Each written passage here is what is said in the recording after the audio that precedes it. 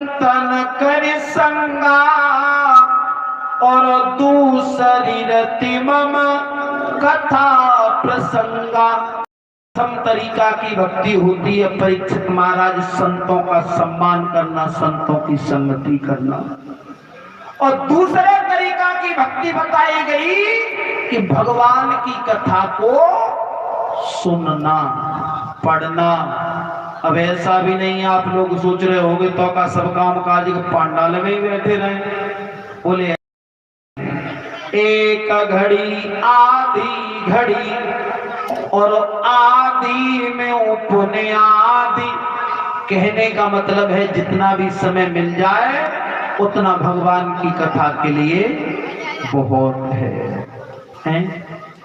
बड़ी कृपा है परीक्षित महाराज जी हमारे और तुम्हारे ऊपर, कृपा है। और जानतो कृपा कितने तरीका की होती है। और लला तो मैं करो जाके हमारा कोई या तो नहीं कहते करो अगले दिखाई दे दो हमें उनको नहीं को रहते कर लो तेरे चाइंगल कर लो इसका थोड़ा ऐसा। कृपा परीक्षित महाराज जी बीच में पूछू जा सकते हैं तो बहुत देखो तो तू कृपा होती है चार। पहली कृपा बताई भगवान की कि भगवान ने हमें मनुष्य बना दिया। और भगवान मनुष्य न बनाते कहूँ गधा बनाए देते तो कौन होते हम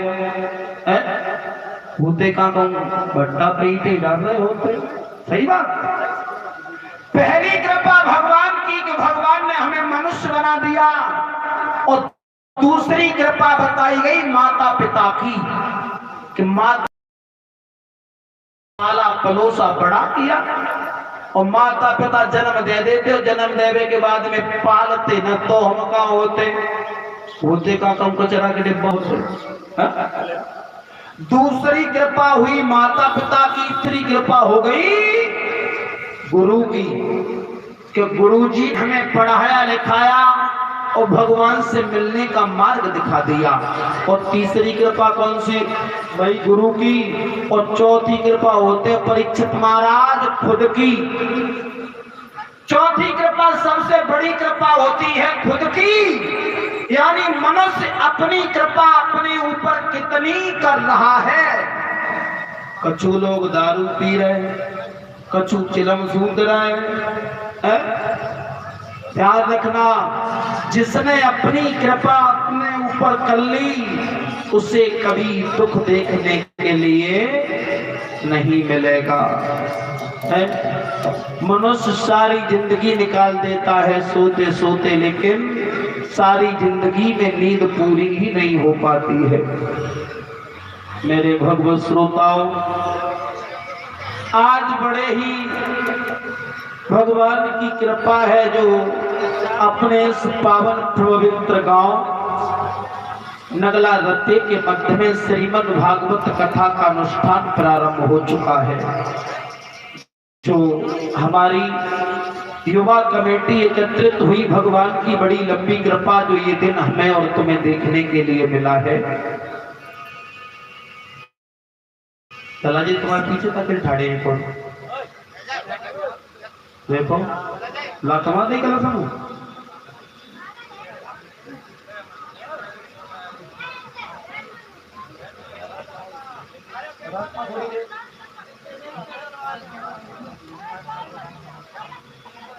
और परीक्षित महाराज जी ध्यान लगा करके सुनना, बीच बीच में पूछू जा सकते कथा कहाँ छोड़ी और तुम्हारे जोड़ीदार कहाँ दो उनके। ऐसे काम नहीं चलेगा, कल तो लेके आओ। हाँ है भलीजे अब का है साधने की तो बात है? देखो, इस भागवत कथा को सुनने से सबसे पहले उद्धार किसका हुआ था? इस श्रीमद् भागवत कथा को 3 बार सुनाया गया और तीनों बार कलयुग में है। पहली बार इस कथा को भक्ति के जो पुत्र थे ज्ञान और वैराग्य, कथा सुनी कर ले ज्ञान वैराग्य की, सबसे पहले इस कथा को ज्ञान और वैराग्य ने सुना था और उनका उद्धार हुआ। दूसरी बार इस कथा को गोकर्ण ने सुनाया था और गोकर्ण के जो भैया थे धुंधकारी, उन्होंने सुनी थी। 7 दिन आपने देखा होगा जो धुंधकारी का झंडा लगाया जाता, 7 गांठ के बांस में एक दिन करके कथा सुनते चले गए और एक गांठ चटकती चली गई और 7वें दिन 7 गांठें चटक गई। तो इस तरीका से दूसरी बार धुंधकारी का उद्धार हुआ। अब इसी श्रीमद् भागवत कथा को परीक्षित ने सुना था, जो हस्तिनापुर के राजा थे। ये परीक्षित कौन थे, कौन से वंश में पैदा हुए थे, आखिर इनसे ऐसा कौन सा गलत काम हो गया था, उस वजह से ने श्रीमद् भागवत कथा सुननी पड़ी है। आओ देखें, अभी आप कथा श्रवण कर रहे थे कि एक हस्तिनापुर के राजा हुए थे प्रतीप के पुत्र शांतनु, और शांतनु का विवाह हुआ था गंगा के साथ में। और गंगा के साथ में जब शादी हुई तो मां ने एक शर्त रखी महाराज, क्या कि मैं आंगन में जो कुछ करूंगी वो मैं अपनी इच्छा से करूंगी, और जिस दिन महाराज तुम हमारे किए हुए कार्य में बीच में बाधा डाल दोगे उसी दिन मैं तुम्हारा साथ छोड़ करके सदा सदा के लिए चली जाऊंगी। बोले ठीक है। अब देखो महाराज, शांतनु के आंगन में गंगा पत्नी बन करके आई है, लेकिन जो भी पुत्र पैदा होता है गंगा अपने उस बालक को उठा करके अपनी ही धार में डुबो करके मार देती है। महाराज शांतनु कुछ नहीं कहते हैं, कहते भी क्या, अगर वो कुछ कहते तो गंगा उनका साथ छोड़ करके चली जाती। ध्यान रखना, धीरे धीरे धीरे धीरे, एक नहीं एक एक करी मात ने मारे बेटा 7, फिर भी शांतनु भूप ने छोड़ो नहीं साथ। गंगा ने अपने 7 पुत्रों को अपनी ही धार में डुबो करके मार दिया। महाराज शांतनु ने कुछ नहीं कहा। 8वें बालक का जन्म हुआ। गंगा उसी तरीका से 8वें बालक को अपनी गोद में लेकर के अपनी धार के लिए चली, लेकिन महाराज शांतनु पीछे पीछे चल रही है गंगा के आगे। मैं बॉक्स की आवाज बढ़ाओ यार, मशीन पे बढ़ाओ, बहुत कम आ रही। गंगा और बढ़ाओ। जैसे ही आगे बढ़ती चली गई, बढ़ती चली गई। ध्यान रखना भगवत श्रोताओ, महाराज शांतनु पीछे पीछे पीछे पीछे बढ़ते चले गए, और गंगा जब 8वें बालक को डुबोना चाहती थी उसी समय महाराज शांतनु ने पीछे से कलाई पकड़ ली। जवाब दिया, गंगा अरे तुम प्रत्येक संतान को इसी तरीका से मारती चली जाओगी तो एक बात बताओ, मेरा वंश आगे कब चलेगा? गंगा कहने लगी, महाराज तुम्हारा वंश आज ही चलेगा। गंगा ने 8वें बालक को महाराज शांतनु की गोद में दे दिया और गंगा स्वयं आगे बढ़ी। और कौन सा काम किया गंगा ने? पंखा लगवा दिया।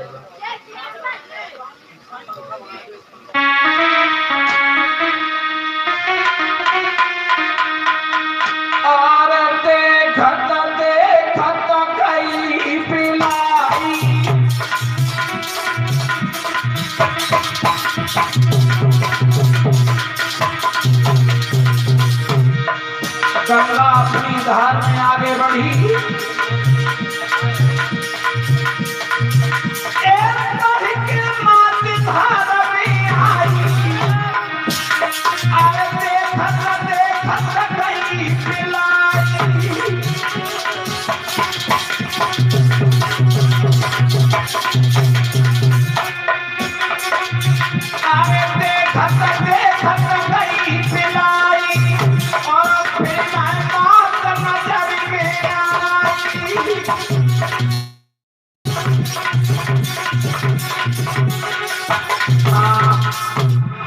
गंगा 8वें बालक को महाराज शांतनु की गोद में दे करके अपनी ही धार में विलीन हो गई। अब देखो, हाल का तो बच्चा है। महाराज शांतनु सोच रहे हैं कि इस बालक को मैं कहां ले जाऊं, इस बालक का मैं कैसे पालन पोषण करूं। और गंगा तो अपनी धार में विलीन हो गई। तो वही महाराज शांतनु उस बालक को लेकर के सभी देवताओं के पास में गए थे और सब देवताओं ने उस बच्चे को आशीर्वाद दिया। आशीर्वाद तो उस बच्चे का नाम क्या रखा गया परीक्षित महाराज जी? देवव्रत। देवव्रत। और धीरे धीरे धीरे धीरे जब देवव्रत आंगन में बड़े होने लगे तो बचपन में महाराज शांतनु ने गंगा के 8वें बालक को युवराज बना दिया कि मेरे बाद में हस्तिनापुर का राजा होगा तो गंगा का 8वां बालक होगा। लेकिन आंगन में समय व्यतीत होता चला गया, समय व्यतीत होता चला गया। एक दिन की बात, महाराज शांतनु शिकार खेलने के लिए जैसे ही आगे बढ़े और कहां पहुंचे हैं? गंगा के ही किनारे पे। और जैसे ही गंगा के किनारे पे पहुंचे महाराज शांतनु, क्या देखा? बड़ी सुंदर सुंदर घास लगी हुई है, बड़े सुंदर सुंदर वृक्ष हैं, धीमी धीमी हवा चल रही है। और महाराज शांतनु आगे बढ़ते चले गए। हुआ ये,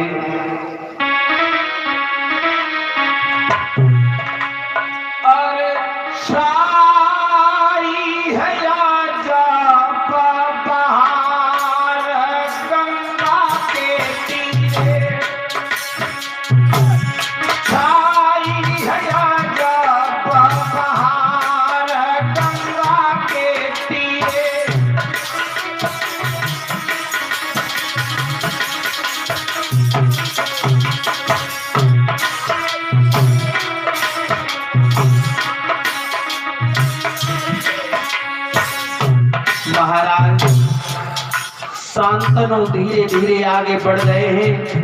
क्या देखा कि गंगा के किनारे पर बड़े सुंदर सुंदर वृक्ष हैं। हरे हरे हरे पेड़ का बेली नहीं लपटा है, काली काली कोयलिया सुंदर गाना गाए, लाल लाल फूल जाता भोरा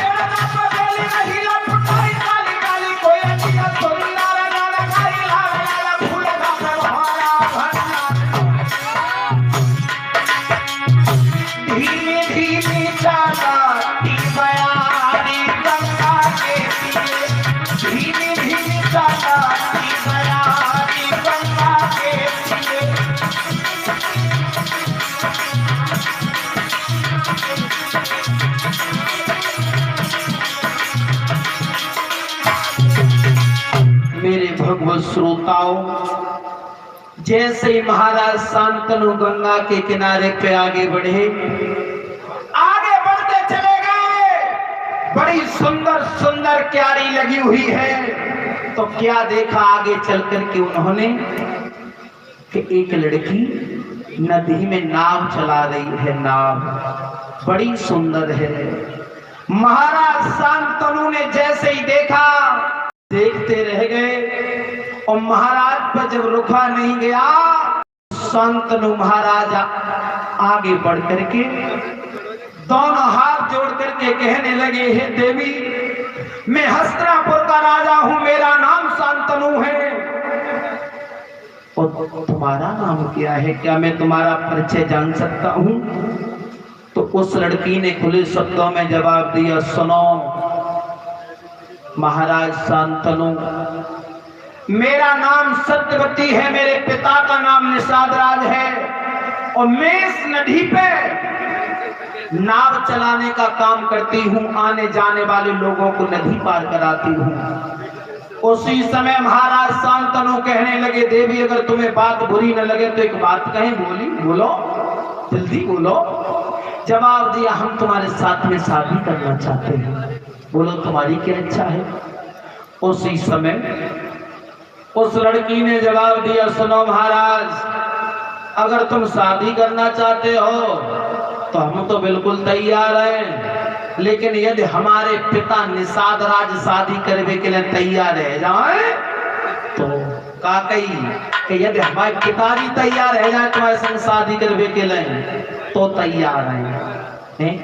अब देखो, वह लड़की के सुंदरताई के चक्कर में महाराज शांतनु व लड़की के पिता निषाद राज के पास में पहुंचे और निषाद से जाकर के ये कहा है कि तुम अपनी बेटी की शादी मेरे साथ में कर दो, मैं हस्तिनापुर का राजा हूं, मेरा नाम शांतनु है। उसी समय निषाद राज कहने लगे, शादी तो हम कर देंगे, लेकिन हमारी एक शर्त है। बोले शर्त? क्या शर्त है तुम्हारी? जवाब दिया, सुनो महाराज, हमें बहुत दिन पहले से मालूम है तुम्हारे आंगन में गंगा का 8वां बालक पल रहा है। बोले आहा। जवाब दिया, सुनो, जो हमारी बेटी के संतान पैदा होगी वो हस्तिनापुर की राजगद्दी पे बैठेगी, बोलो शर्त मंजूर है तुम्हें? जवाब दिया महाराज शांतनु ने, नहीं। अरे हस्तिनापुर की राजगद्दी पे तो गंगा का 8वां बालक बैठेगा, बचपन में युवराज घोषित कर दिया है। अगर तुम्हें ये शर्त मंजूर नहीं है तो लौट के चले, रिश्ता मंजूर नहीं है। जो व्यवस्थापक हैं वे केवल लगे रहें और बाद बाकी लोग हैं वो बैठ जाएं।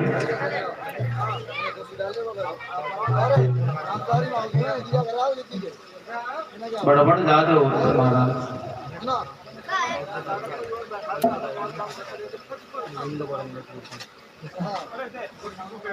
मेरे भगवत श्रोताओं, महाराज लौट करके चले आए शांतनु, क्योंकि उन्होंने ये कह दिया कि हस्तिनापुर की राजगद्दी पे तो गंगा का 8वां बालक बैठेगा है।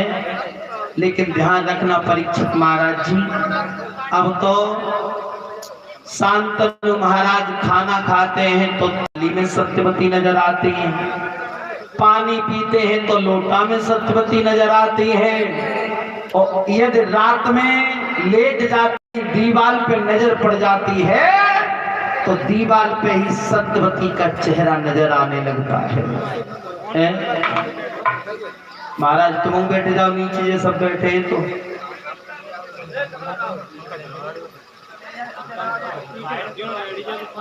गिरे ना पड़े जी, गिर ना पड़े जी।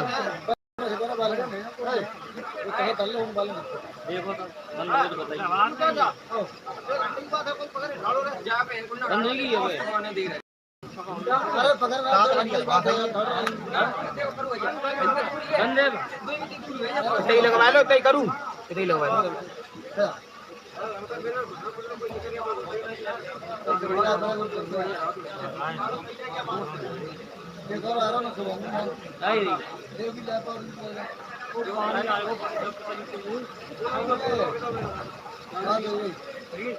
चलो जुई चांदनी और बांध लो, सही है। इतने ही में बहुत बन जाएंगे, आप तो कम हो पाएंगे। चलो सभी भक्तजन ताली बजाते हुए कीर्तन बोल रहे हैं, उसके बाद देखेंगे आगे भगवान की कथा में।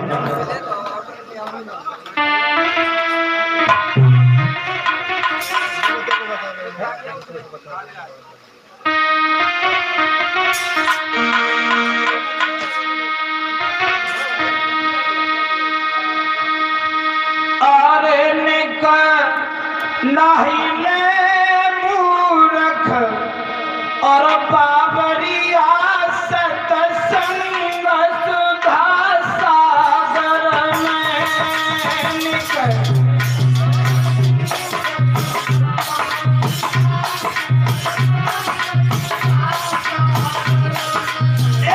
निकल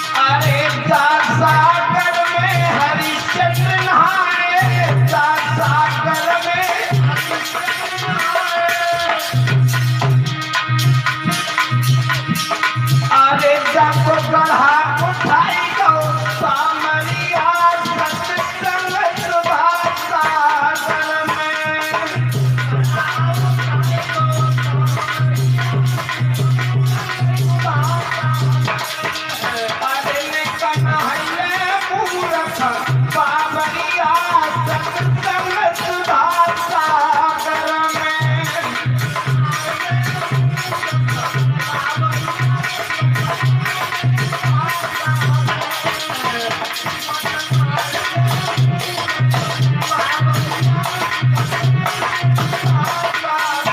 चलिए गोविंद भगवान की।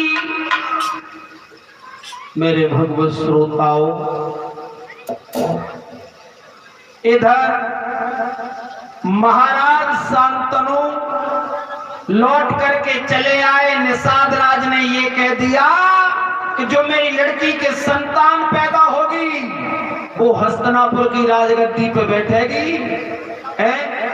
शांतनु महाराज कहने लगे मैंने तो बचपन में ही गंगा के 8वें बालक को युवराज बना दिया है हस्तिनापुर का।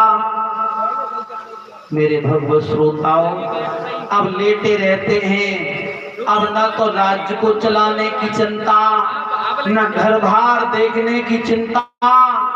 ऐसा हुआ, बहुत समय व्यतीत हो गया। महाराज शांतनु को अकेले लेटे लेटे कुछ कहते नहीं है किसी से। और जब गंगा का 8वां बालक बड़ा हुआ तो देवव्रत ने मंत्री से पूछा है कि आखिर हमारे पिताजी को क्या कोई बीमारी हो गई है, हमारे पिताजी को क्या दिक्कत है, हमारे पिताजी एकांत बंद कमरे में क्यों रहते हैं। मंत्री ने जकई गंगा के 8वें बालक तक जाए कि तुम स्वयं ना पूछ लो तुम्हारे पिताजी को क्या परेशानी है? अब देखो देवव्रत महाराज शांतनु के पास में गए और जाकर के ये कहा पिताजी तुम्हें कोई चिंता लगी हुई है तो हमें बताओ, तुम्हें कोई बीमारी हो गई है तो हमें बताओ, आखिर तुम इस बंद कमरे में रहते हो, क्या मैं इस मौन का कारण जान सकता हूं? अब देखो महाराज शांतनु जी सीधी सीधी कैसे कह दे कि हम दूसरी शादी कर वो चाहते हैं, गांव में तुम दीवाल बन गए हो। अब देखो महाराज शांतनु बातें बदल करके कह रहे हैं सुन बेटा, मेरी चिंता का कारण तो सिर्फ और सिर्फ एक है। बोले क्या है? तो अपने पुत्र को समझाते हुए बोले हैं जकई को बढ़ाओ तुम्हें माइक को।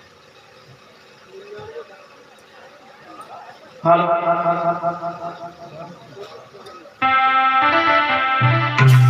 समझाते हुए बोले बेटा कि तुम एक अकेले लाला के घर में जी दुख भारी,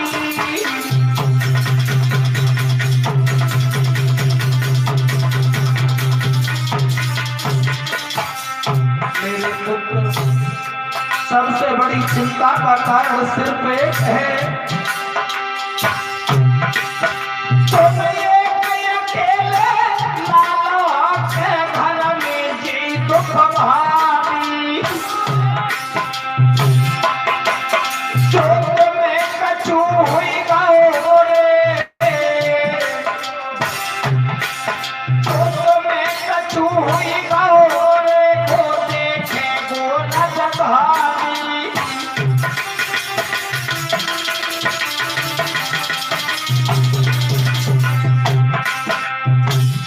बेटा तुम अकेले हो, अगर तुम्हें कुछ हो गया तो तुम्हारे मरने के बाद में मेरे राजपाट की देखभाल कौन करेगा बेटा? मेरे लाल जो हो तो कोई तो सरिया लाल, तो हमारे के मगन न हो तो दिल में कोई मलाल, कोई कमी कह के बात सब भजत वहीं पे रोई गो है, कोई कमी कह के बात सब भजत वहीं पे रोई गो है।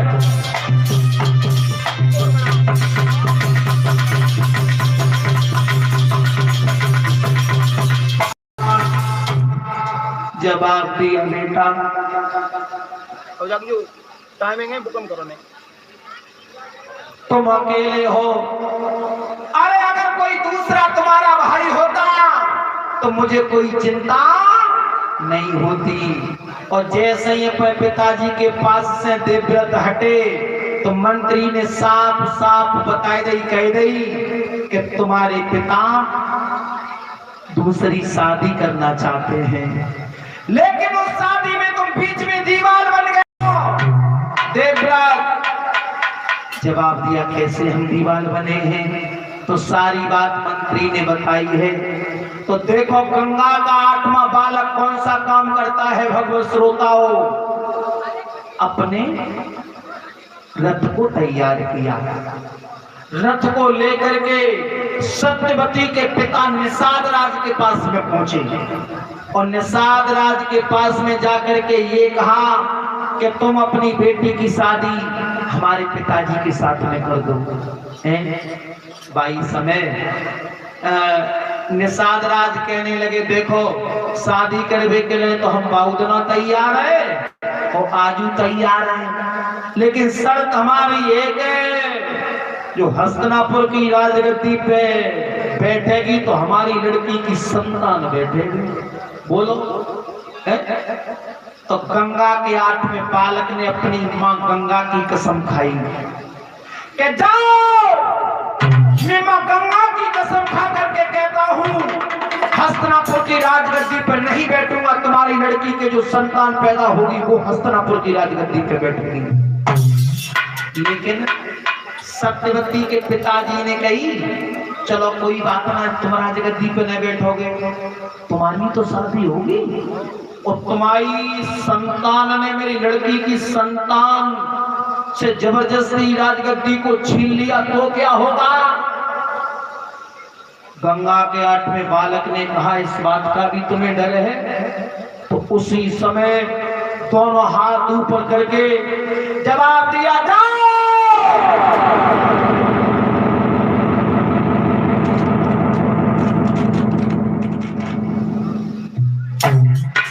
मैं भीष्म प्रण करता हूं, आजीवन कुंवारा रह करके अपने समय को व्यतीत करूंगा, लेकिन कभी शादी नहीं करूंगा। दो चीजें प्रण कर लिया कि आजीवन कुंवारा रहूंगा। गंगा के 8वें बालक ने, मेरे भक्त श्रोताओं, उसी समय शांतनु महाराज आ गए पास में, जवाब दिया, बेटा तूने इतना बड़ा प्रण कर लिया, अरे मेरे एक छोटे से सुख के पीछे तूने अपने जीवन के सारे सुखों को दांव पे लगा दिया, तो जा मैं भी तुझे वरदान देता हूं। मेरे भगवत श्रोताओं, उसी समय गंगा के 8वें बालक को महाराज शांतनु ने गोद में उठा लिया और हुआ क्या?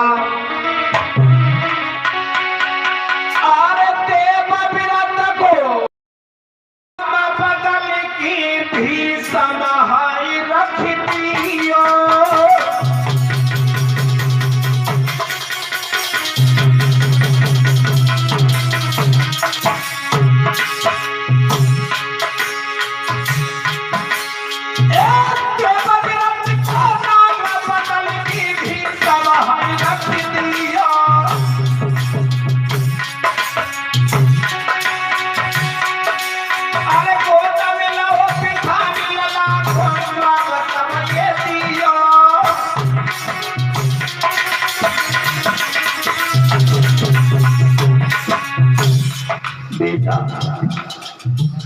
तूने इतना बड़ा प्रण किया, ध्यान रखना, गंगा के 8वें बालक का नाम देवव्रत से बदल करके भीष्म रख दिया।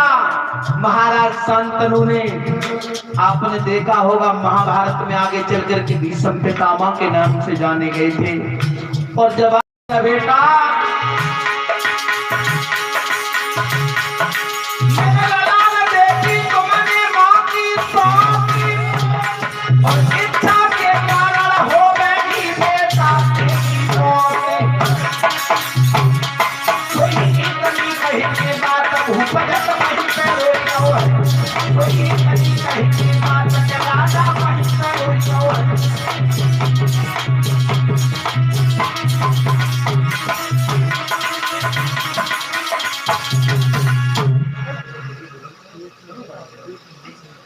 मेरे भगवत श्रोताओं, महाराज शांतनु ने ये कहा कि मैं तुम्हारा नाम बदल करके आज के बाद में भीष्म रखता हूं और मैं तुम्हें ये वरदान देता हूं कि जब तक ये 101 रुपया हमें भिजवा रहे हैं, जो मानिकपुर से आए हुए हैं, हमारे शिष्य हैं बंटी शास्त्री। भगवान से कामना करेंगे प्रभु ऐसे भक्तों के हाथ इसी प्रकार दान की तरफ आकर्षित होते रहे। मेरे भगवान श्रोताओं, ये वरदान दे दिया महाराज शांतनु ने कि तुम जब तक चाहोगे और तब तक जब मृत्यु लोक पर रह सकते हो। इच्छा मृत्यु का वरदान था भीष्म पितामह को। धीरे धीरे धीरे धीरे समय व्यतीत होता चला गया। अब देखो महाराज शांतनु की दूसरी शादी सत्यवती के साथ में भई है। और जब शादी भई, शादी हुए के बाद में सत्यवती हस्तिनापुर में आई तो सत्यवती के 2 पुत्र पैदा हुए थे, चित्रांगद और विचित्रवीर है। धीरे धीरे धीरे धीरे समय व्यतीत होता चला गया। एक दिन की बात, महाराज शांतनु की मृत्यु हो चुकी थी और सत्यवती मैया विधवा हो गई थी है? और जब सत्यवती विधवा भई तो हस्तिनापुर के राजा बने सत्यवती के लड़का चित्रांगद। लेकिन चित्रांगद ज्यादा दिन हस्तिनापुर पे राज्य नहीं कर पाए परीक्षित महाराज जी। जब चित्रांगद जंगल में शिकार खेलने के लिए गए तो गंधर्वों ने घेर करके चित्रांगद को मार दिया था और दूसरे राजा बने थे हस्तिनापुर के विचित्रवीर। ध्यान रखना, विचित्रवीर की 2 शादी वही 2 बहुएं, अंबिका और अंबालिका है। महाराज विचित्रवीर अपने राज्य को चलाते हैं, लेकिन ध्यान रखना जो भीष्म पितामह थे वो रोजाना एकांत बंद कमरा में अपनी सौतेली मां सत्यवती को रामायण का पाठ श्रवण कराते थे, रामायण। लेकिन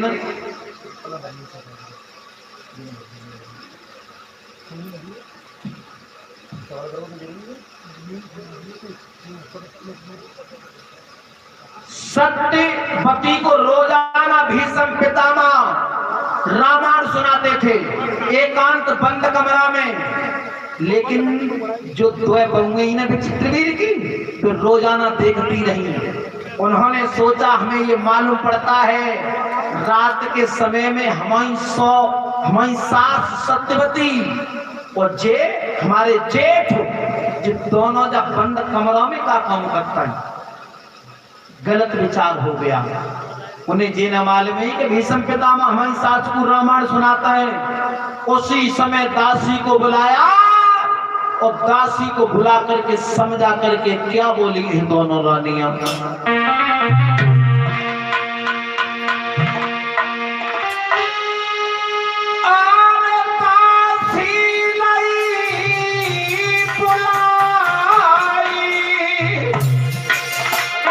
रही समझाई चली निकजारी और मेरे राजा को टेर के महल में दासी नारी।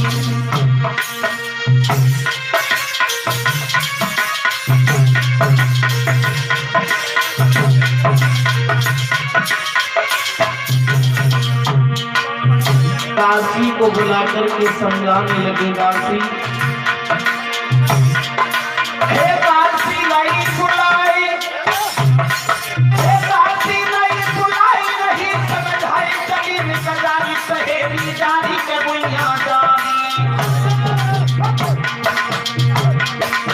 मेरे राजा का तेरे के महल में दासी लाई। और जैसे ही दासी ने सुना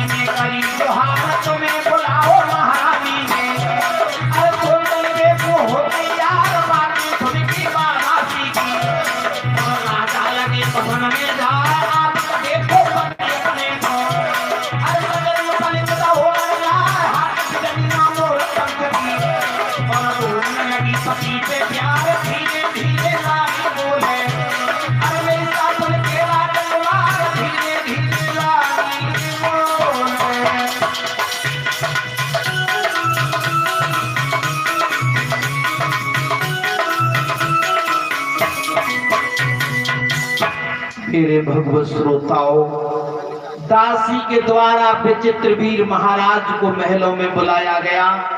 विचित्रवीर महाराज आए गए। ढोलक तो बेस और भारी करो ने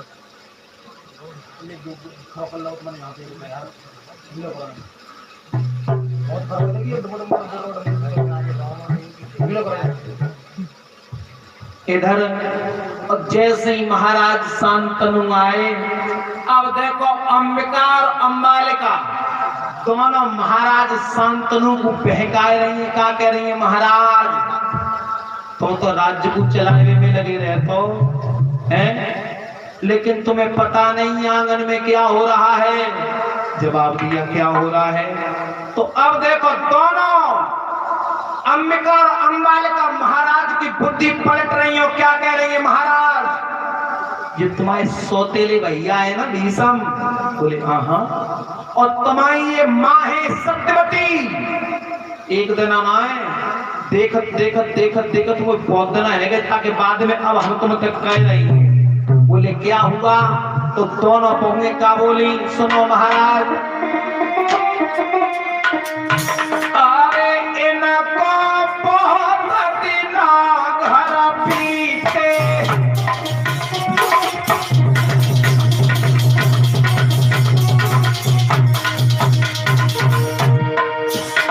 महाराज अरे इनको बहुत दिना घर पीते और साधन हुई रहे मन के चीते।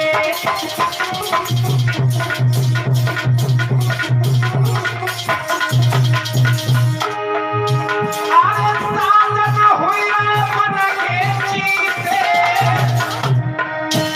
और घर में से भूल गई सीते।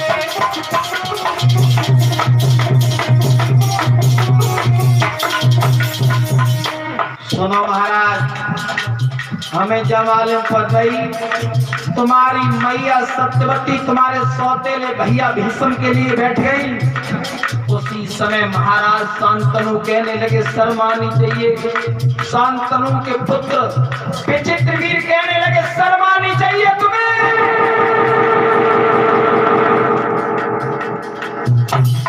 मेरा भैया ब्रह्मचारी है और मेरे ब्रह्मचारी भैया को तुम दोष लगा रही हो। तो दोनों बहुएं बोली महाराज तुम तो हमारी बात मानते ही ना हो। अगर तुम्हें विश्वास ना हो तो एक काम करो। क्या?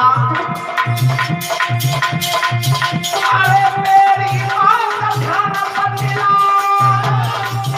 और इनको न चकरवा।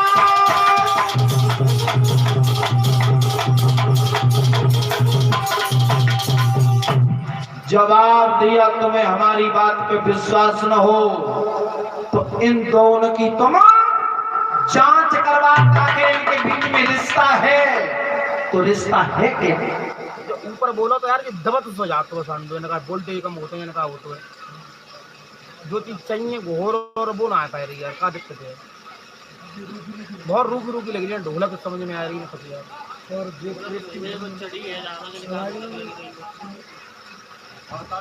देखो यार करेंगे तो मेरे भगवत श्रोताओं, अब महाराज विचित्रवीर विचार करने लगे। चलो जो कह रही है शायद इनकी बात सही न हुई। उनकी बुद्धि पलट गई। विचार किया कि मैं खुद देखूंगा कि मेरे भैया और मेरी मैया के बीच में क्या रिश्ता है।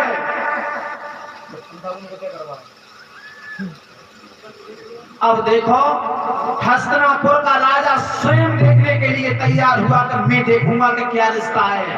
और भीष्म पितामह तो रोजाना बंद कमरा में बैठ के अपनी माँ को रामायण श्रवण कराते थे।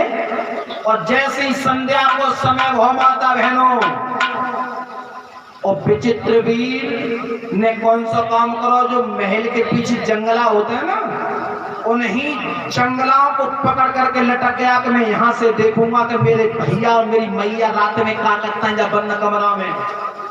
लेकिन जैसे ही शाम का समय हुआ सत्यवती मैया आ गई। भीष्म पितामह ने रामायण खोली और रामायण सुनाने लगी। सत्यवती मैया सुनते रही पलंग पे लेट गई। वो जैसे ही लेटी और लेटत सत्यवती को नींद आ गई, लेकिन सत्यवती का एक पैर लटकता हुआ पलंग से नीचे जमीन पे रह गया।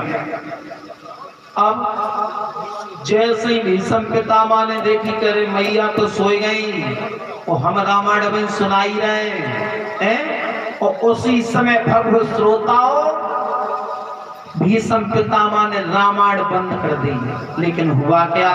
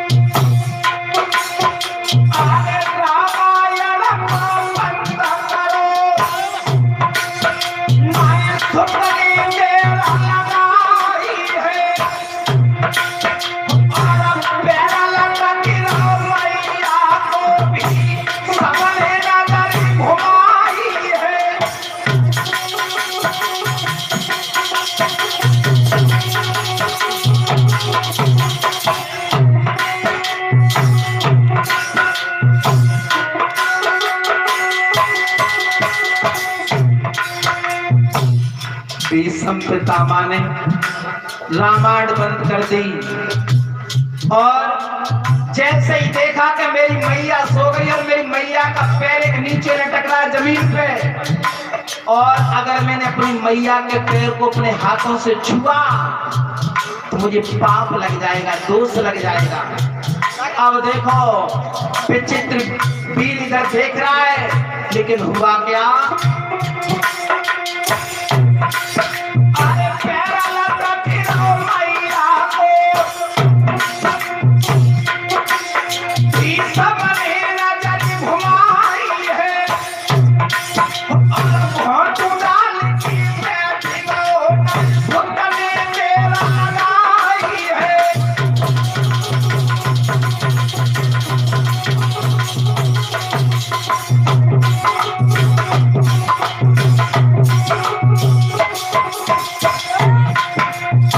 जहां पैर लटक रहा था मैया का वही घाटुओं के बल पर भीष्म बैठ गए। और उसके बाद घाटू डाल के बैठ गए, भीष्म नहीं देर लगाई है, और भीष्म के ऊपर मेरा धरो पड़ेगा, पैरों लगाई है।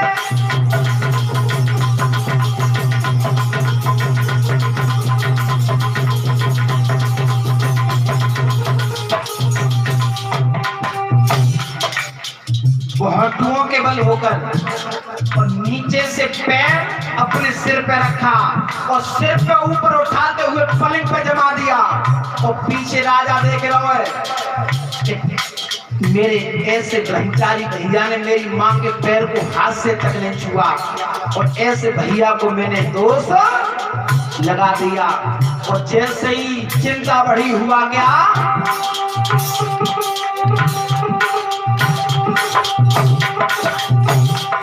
अरे ब्रह्मचारी था भैया को लगाई है, और सकरा छूट गई हाथ से, वही रोशनी पे आई है।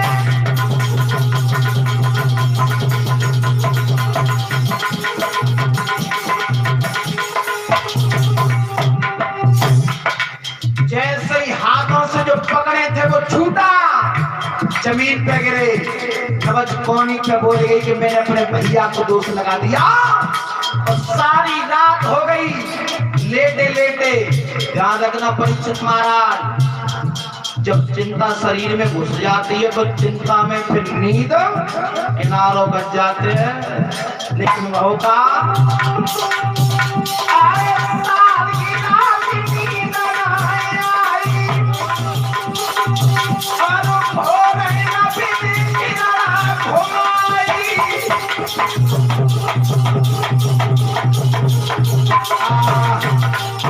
सारी रात हो गई, विचित्र वीर को नींद ना आई।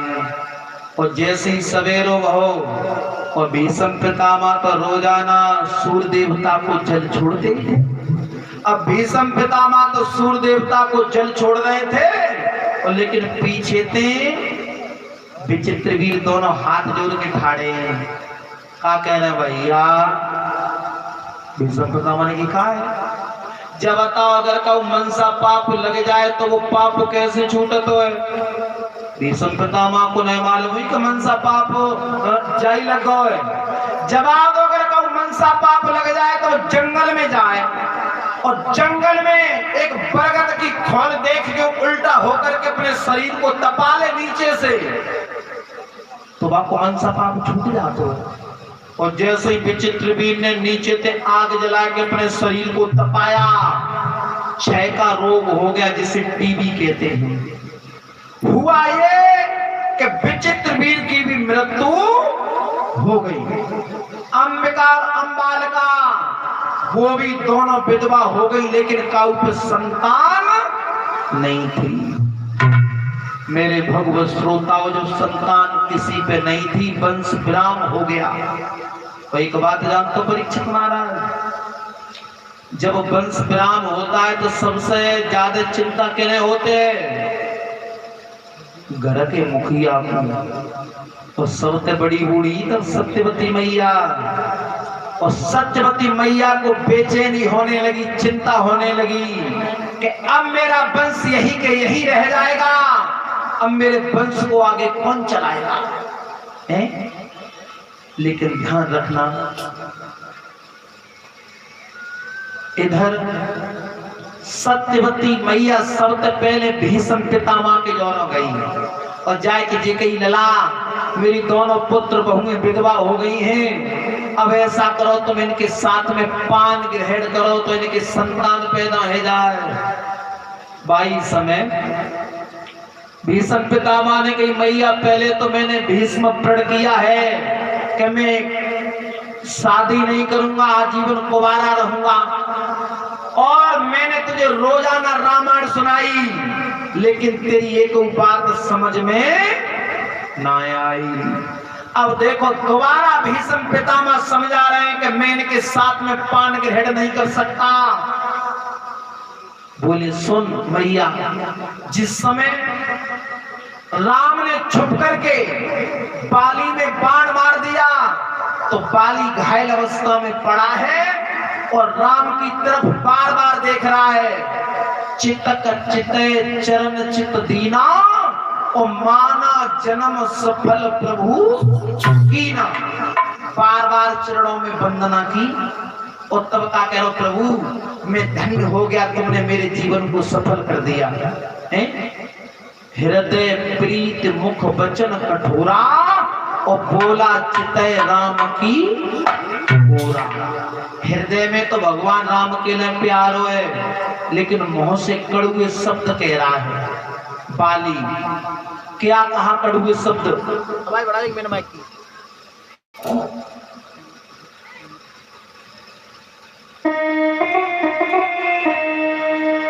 अरे मैं प्रेमी सुग्रीव प्यारा,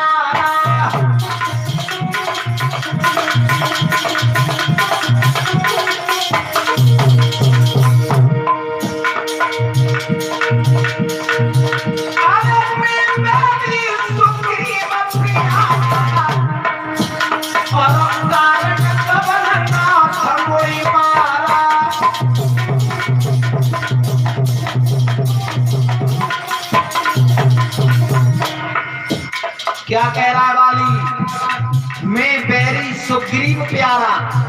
अरे हमारे तो दोनों भैया भैया के बीच की लड़ाई थी, लेकिन तुम्हारे लिए मेरा भाई इतना प्यारा कैसे हो गया और मैं तुम्हारे लिए इतना दुश्मन कैसे हो गया? और तब राम पे कोई जवाब नहीं बोला तो राम ने मैया लौट के जाके सुन ले, भीष्म समझा रहे सत्यवती को। अरे अनुज बधू भगिनी सुत नारी और सुन सठ कन्या समय चारी।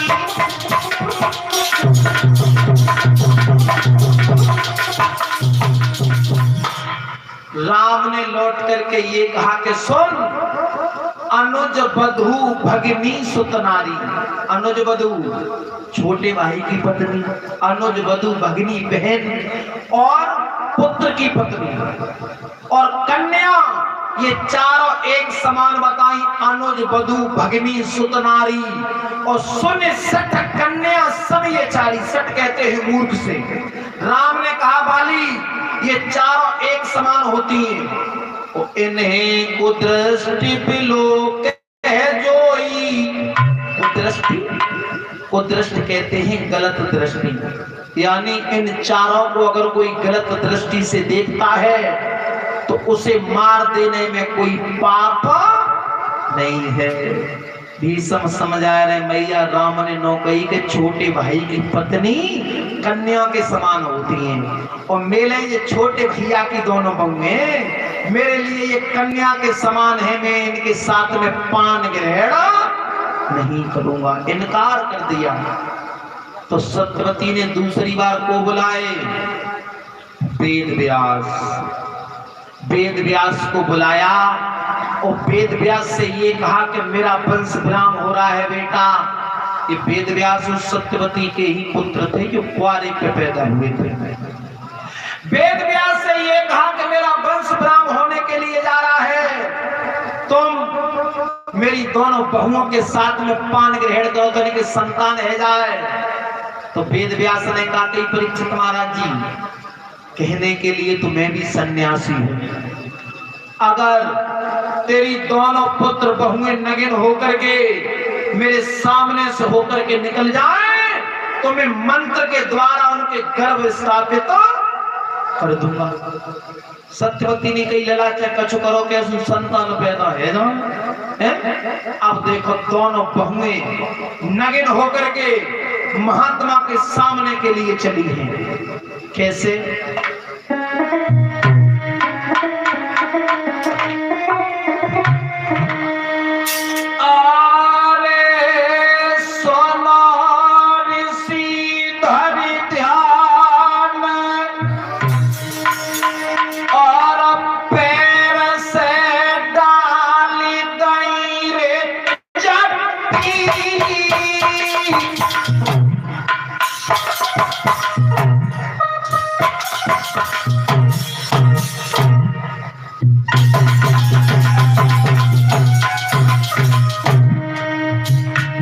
चट्टी कहते हैं चप्पलों से।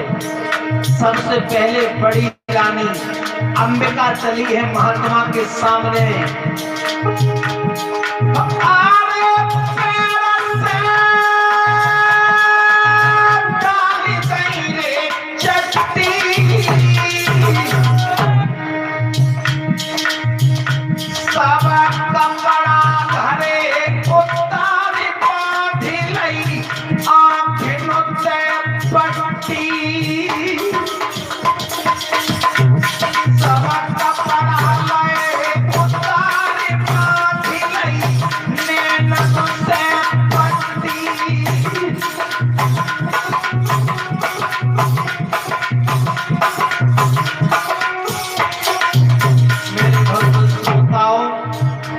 बड़ी रानी ने अपनी आंखों से पट्टी बांध ली। क्यों?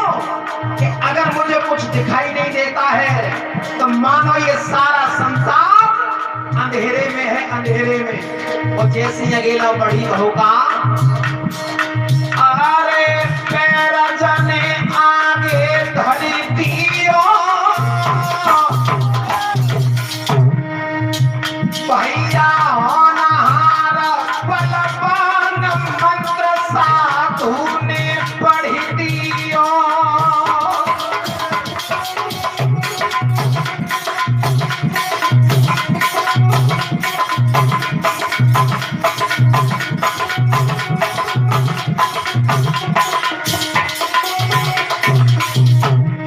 जैसे ही अपनी आंखों से पट्टी बांधने के बाद में और जैसे ही निकल के सामने मैं गई, वेद व्यास ने कि मैया जी कोई ए लला जी बड़ी बहू। तो वेद व्यास कहने लगे मैया संतान तो पैदा होगी, लेकिन आरे बचन में रहना हुई कौन जाने ने ना लए छुपाई लला जी जन्मेगी अंधो जाने ने ना लए।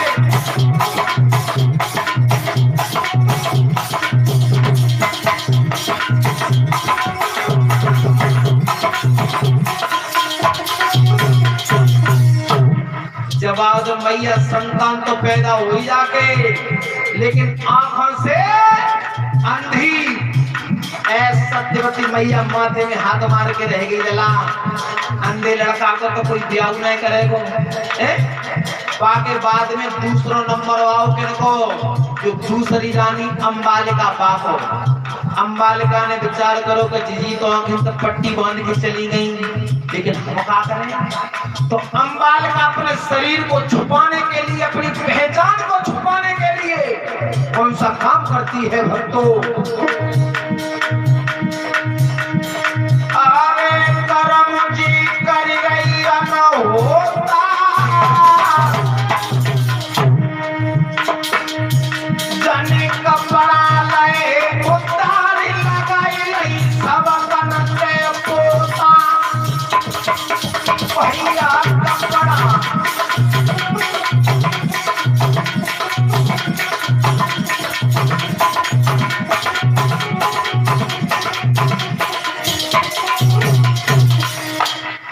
दूसरी रानी ने अपने शरीर से पोता लिपटी मिट्टी का लेप कर लिया, क्यों कि कोई वो पहचान ना पाए। और जैसे ही सामने महके निकली, जवाब दो मैया संतान तो जाओ के पैदा होगी, लेकिन ध्यान रखना क्या। अरे पांडवों का कोल्हा बनेगी,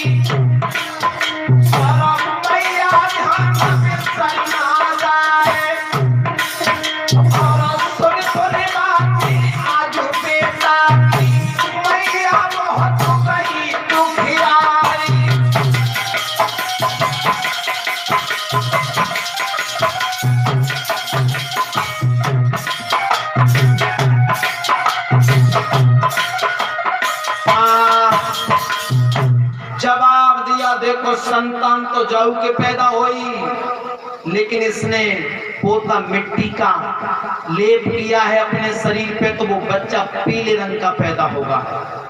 उस बच्चे को पांड रोग से ग्रस्त होगा वो बच्चा। तो 22 समय का दासी और भी शिल्पा नाम की दासी ने आए कि नौ कही ए मैया जी बता जे दोनों रानियां पे कपड़ा उतार उतार के कहाँ जा रही हैं। तो सत्यवती ने कह दी कि इन पे कोई संतान ना आए, ताकि माँ जी महात्मा के सामने से होकर के जा रही है, मंत्र के द्वारा इनके संतान पैदा हुई। तो दासी ने कही मैया संतान तो कोई हम पे होना है। तो सत्यवती ने कह दी चली जाओ तुम। अब देखो वो दासी जा तो रही है महात्मा के सामने पर, लेकिन मुंह बंद नहीं है, मुंह बंद नहीं है। क्या कहती जा रही है, या तो जी मैया पागल रह गई है, और या फिर जो बाबा पागल है वो ऐसे लोग संतान पैदा होती है। और जैसे ही बुदरुई करते वही महात्मा के सामने से है के निकली। महात्मा ने जवाब दिया मैया संतान तो इसके भी पैदा होगी, लेकिन उस बच्चे का मुंह सारी जिंदगी बंद नहीं रहेगा। बाई दासी को पैदा हुए विदुर महात्मा है, और जो आंखों से पट्टी बांध करके गई थी उनके पैदा हुए थे धृतराष्ट्र आंखों से अंधे, और जो पोता मिट्टी लपेट के गई थी उसके पुत्र पैदा हुआ। उस बच्चे का शरीर पीले रंग का था, उसका नाम रखा गया पांडु। मेरे भगवत श्रोताओं करो साउंड बहुत गड़बड़ कर रहा है, छेदना काटो कर भी पड़ जाएंगे भैया। ऐसे पीछे पता कह के आए हैं, ऐसी बात ना बहुत रूखी आवाज लग रही है, ढोलक वोलक की, मतलब कोई मिठास ना।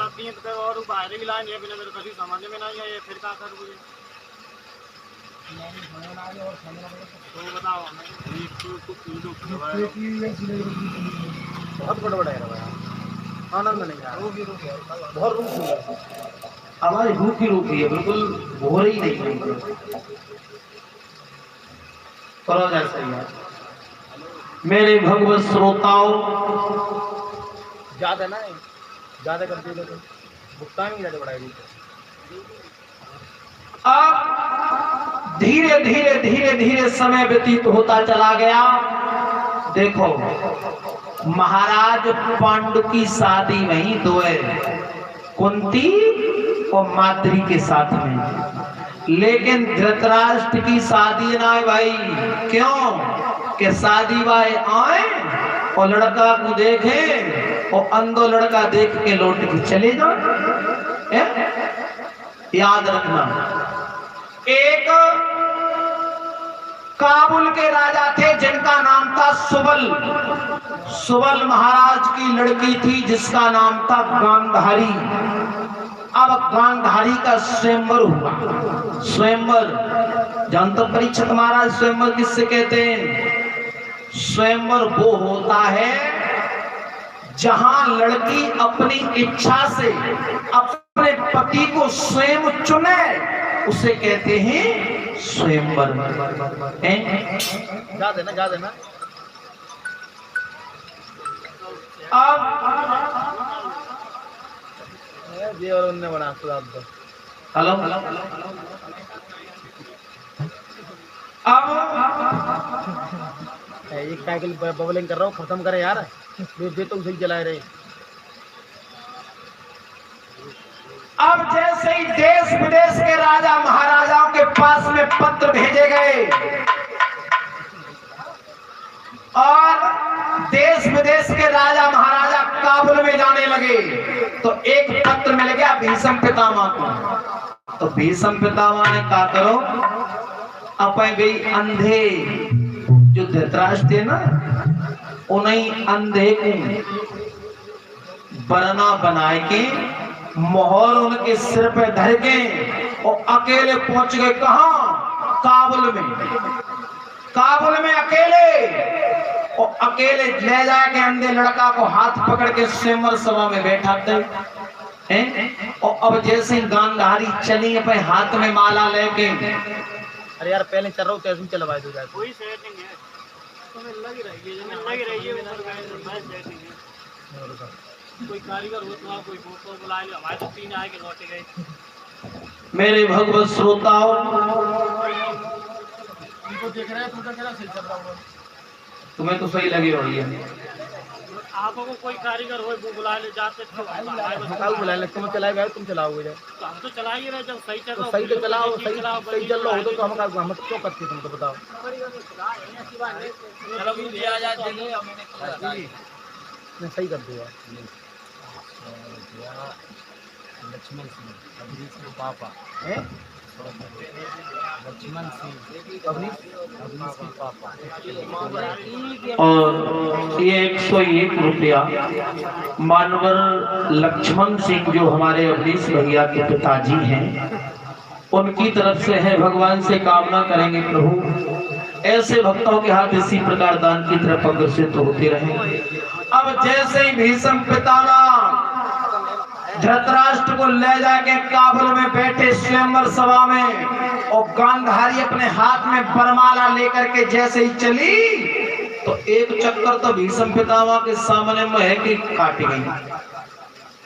अब भीष्म पितामह ने विचार करो कि लड़की ने तो जा धृतराष्ट्र की तरफ देखो तो कि ना है, और अगर जाने का दूसरे के गले में माला डाल दी ताकि बाद में हमें कछु करना पड़ो तो क्या फायदा था, तो पहले ही कछु कर लें। तो उसी समय भगवत श्रोता और भीष्म पितामह उठ करके खड़े हो गए और आवाज लगाने लगे,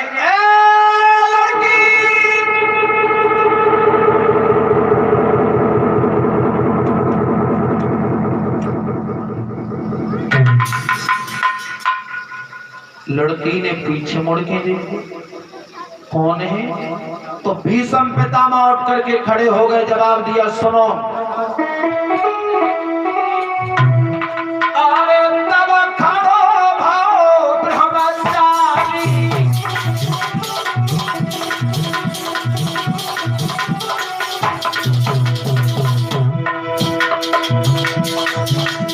अरे तब खड़ो भाओ ब्रह्मचारी, और थारी है राजकुमारी।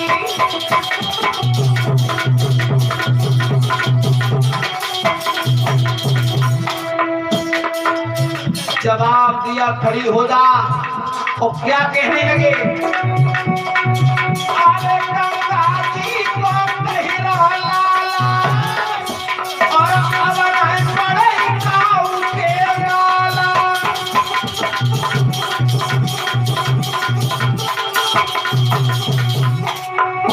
अरे अब नहीं ऐसी होगी सगाई, और मैंने होगी खेत लड़ाई।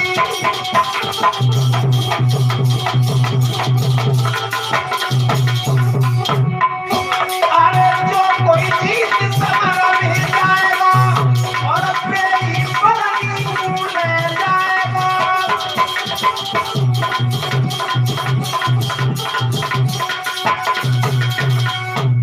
भीष्म पितामह उठ करके खड़े हो गए।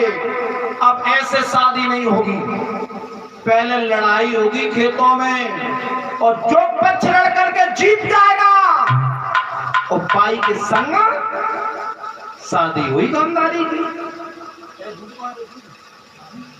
कौन था वहां ब्रह्मचारी का सामना करने वाला? भगवत श्रोताओं, सब राजा नीची गर्दन करके जवाब दो। अरे भैया, हमने तो जो स्वयंवर सुनो, हमें तो मालूम है कि जब लड़ाई लड़नी पड़ेगी तो हमें तो आते ही ना। जबरदस्ती भीष्म पितामह ने गांधारी की बाह पकड़ के रथ में रख लिया और जवाब दिया, सभा के लोगों, अगर किसी को ऐतराज हो तो आकर के भीष्म का सामना करे। सबके सब राजा नीची गर्दन डाले। जबरदस्ती गांधारी के साथ में शादी हो गई धृतराष्ट्र की। गांधारी उसी दिन से अपनी आंखों से पट्टी बांध करके रहती थी। गांधारी के आपने सुना होगा कितने पुत्र पैदा हुए? 100 कौरव बताई गई है। और महाराज पांडु के केवल 5 पुत्र हुए थे, युधिष्ठिर, भीम, अर्जुन, नकुल और सहदेव। लेकिन महाराज पांडु को किंद ऋषि का श्राप लग गया था कि जब तुम अपनी पत्नी के शयन कक्ष में जाओगे तो तुम्हारी मृत्यु हो जाएगी। और महाराज जब माद्री के पास में गए तो पांडु महाराज खत्म हो गए थे। अब पांचों पांडव 40 गांव लेकर के मगशाला बना करके रहते थे अलग, और समस्त राजधानी के मालिक थे कौरव। दुर्योधन सबसे बड़ा था, लेकिन ये दुर्योधन परीक्षित महाराज कलह का अवतारी था। लेकिन दुर्योधन ने अपने मन ही मन में विचार किया कि अब ये 40 गांव जो अलग पंडवन पे, ये 40 गांव भी मेरे इस हस्तिनापुर की सीमा में जुड़ जाए, उस दिन में चैन की नींद लूंगा। तो देखो, इनके बीच में एक मामा आ गया था, शकुनी। जानते हो शकुनी को? ये शकुनी गांधारी का सगा मां जाया भाई था, शकुनी। और ये शकुनी हस्तिनापुर का नाश करने के लिए आया था। आपने देखा होगा टेलीविजन पे पहले महाभारत आता था, अब तो मोबाइल में भी है। एकांत बंद कमरा में शकुनी बैठा है और अपने तीर की नोक को पहना रहा है। और क्या कह रहा है एकांत बंद कमरा में? चाहे पांडव हारे और चाहे कौरव हारे, लेकिन शकुनी तेरी तो जीत निश्चित होनी ही होनी है। क्यों? क्योंकि ये शकुनी जो था ये हस्तिनापुर का नाश करने के लिए आया था। सोचने वाली बात है। आखिर हस्तिनापुर से शकुनी को क्या जलन थी? शकुनी हस्तिनापुर का नाश क्यों करना चाहता था? है? तो सुनो, जब गांधारी को जबरदस्ती भीष्म उठा लाए थे ना, और तब गांधारी के पिता सुबल महाराज बहुत दुखी हुए। उन्होंने कहा कि भरे समाज में हस्तिनापुर के भीष्म ने मेरा अपमान किया है। और उसी समय अपने बेटा शकुनी को पास में बुला लिया सुबल ने, और सुबल महाराज शकुनी को समझा रहे हैं और क्या कह रहे हैं, बेटा अब मैं जीना नहीं चाहता, अब मैं मरना चाहता हूं, और जब मैं मर जाऊं तो एक काम कर देना। क्या? तो समझा करके क्या बोले,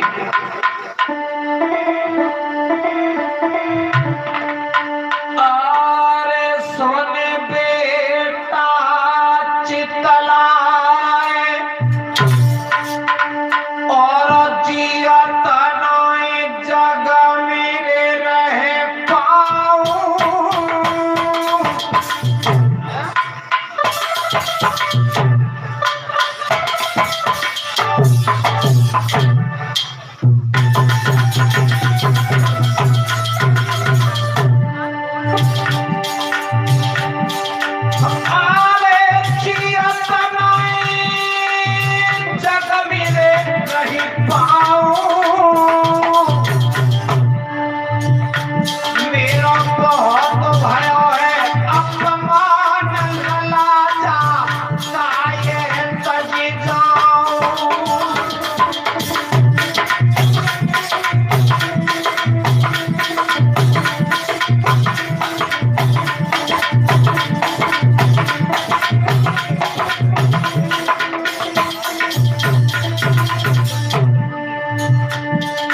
जवाब दिया, बेटा अब मैं इस शरीर को छोड़ने वाला हूं, और जब मेरी आत्मा निकल जाए या शरीर में से, तब अरे लला मेरी हड्डी को ले जाइए। जब मैं मर जाऊं मेरे शरीर में से हड्डियां निकालना, और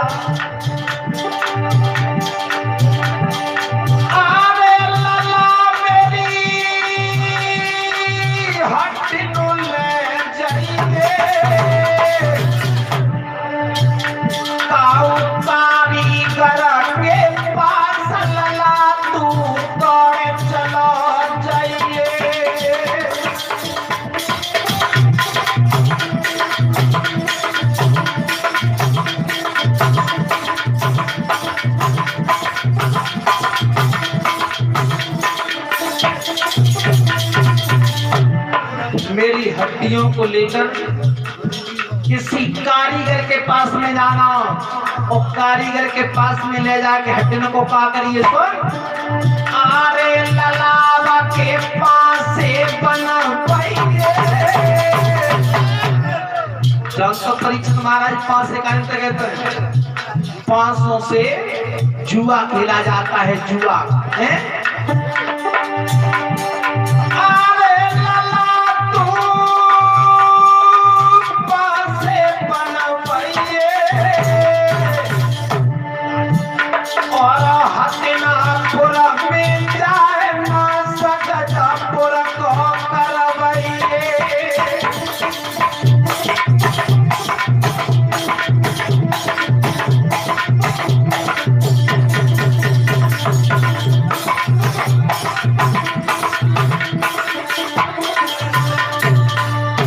जवाब दिया, उन्हीं 500 को ले जाकर के हस्तिनापुर में जुआ का खेल करवा देना।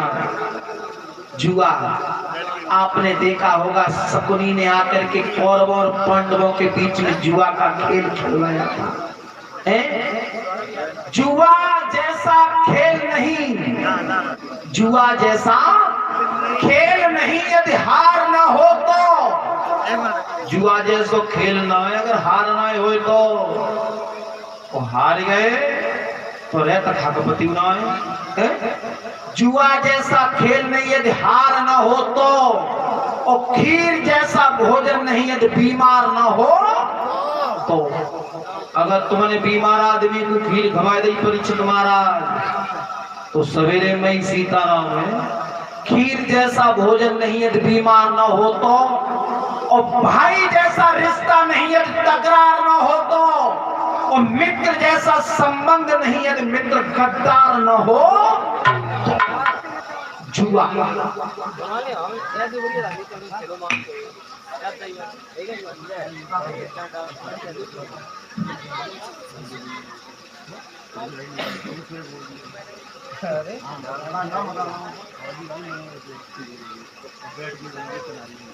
ये फौजी भाई नगला रति, उनकी तरफ से आया है पुरस्कार 51 रुपया। भगवान से कामना करेंगे प्रभु ऐसे भक्तों के हाथ इसी तरीका से दान की तरफ अग्रसर होते रहे। चलो एक लाइन सुनाएंगे, ज्यादा अच्छा है कुछ भक्तों की। बैठ के गमकी तन्हाई ओम। देखो ये बड़े बूढ़े बैठे ना, ये नाराज है जाए है। चलो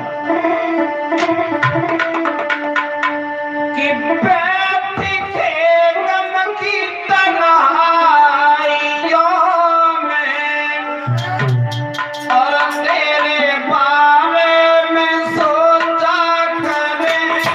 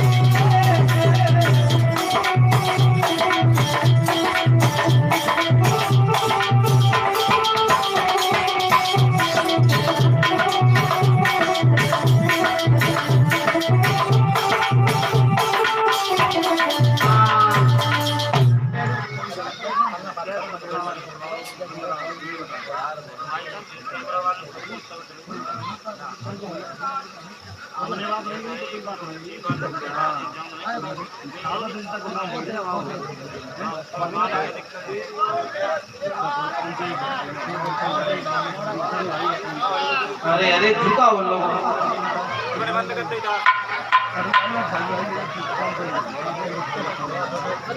और ये फौजी भाई और करू भैया की तरफ से दोबारा से 501 रुपया आए हैं। भगवान से कामना करूंगा कि ऐसे भाइयों का मुझे प्यार मिलता रहे। अरे ने पहले इतना शुरू फौजी अकेला पहुंचो नहीं बैठा तो चल चलो व्यवस्था दिखवाओ तुम। इन बच्चों को शांत करो।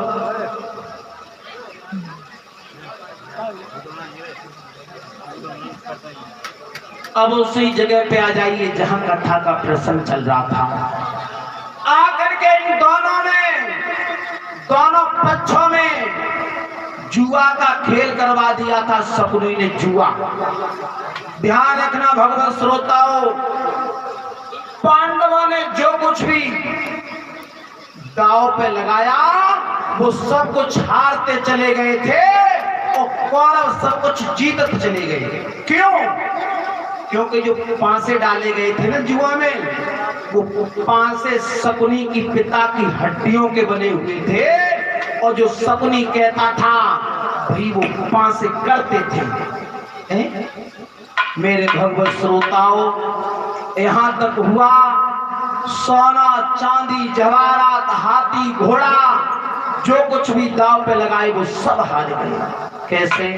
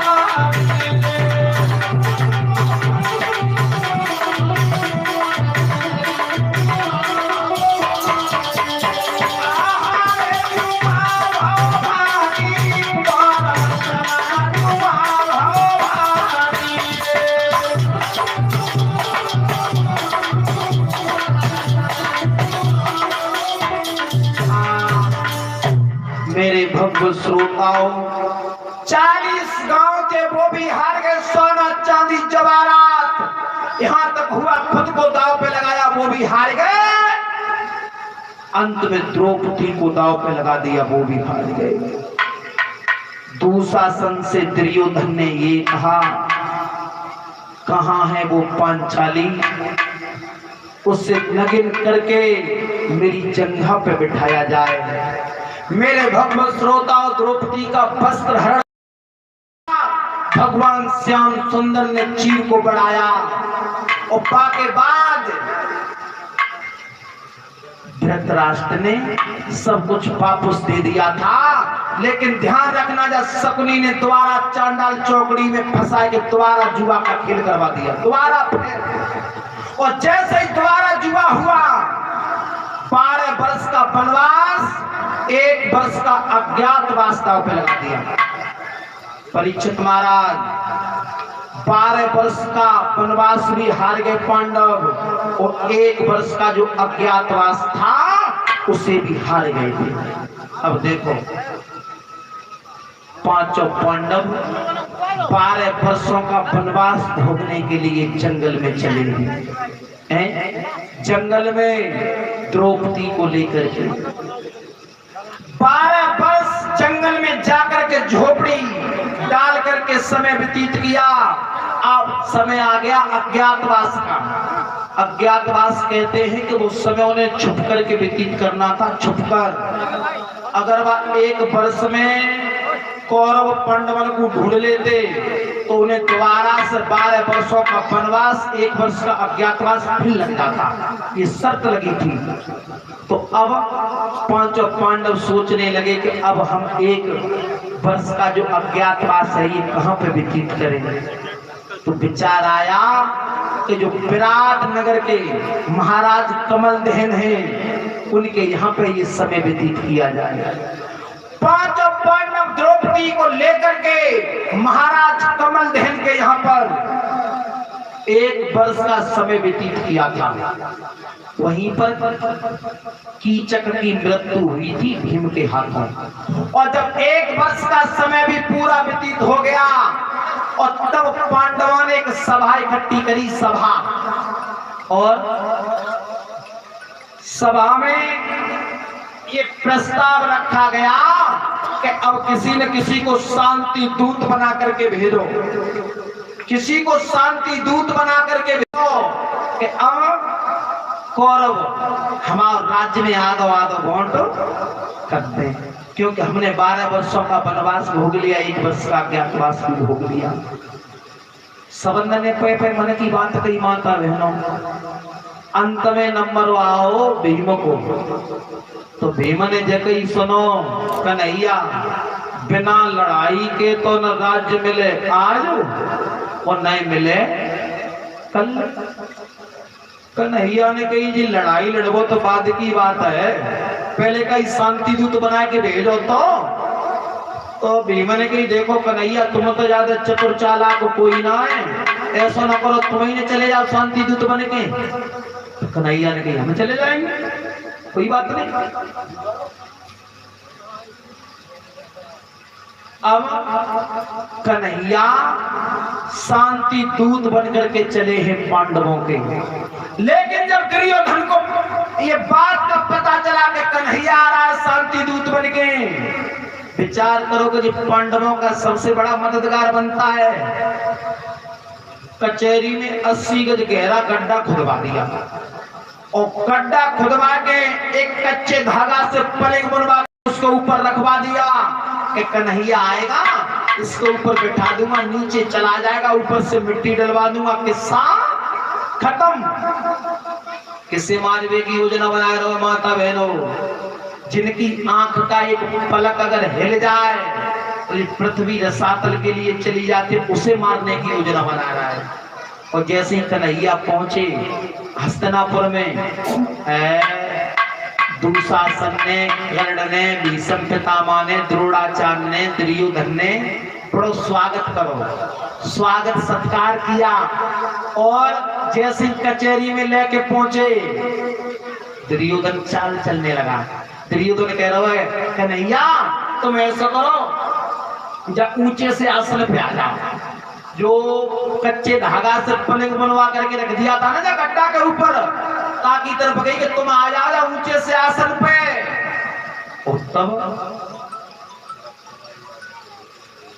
तब कन्हैया कह रहे हैं दुर्योधन अरे तुम युवराज घोषित हो चुके हो, कल परसों राजू बन जाओगे।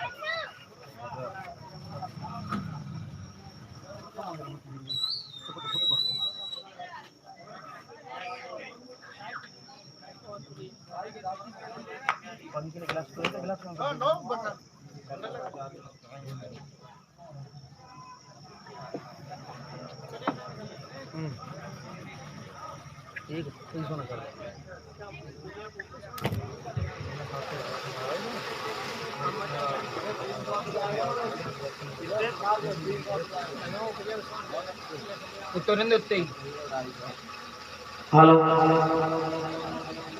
बात घंटी है ना, हम जान देते ना अब शांत रहो।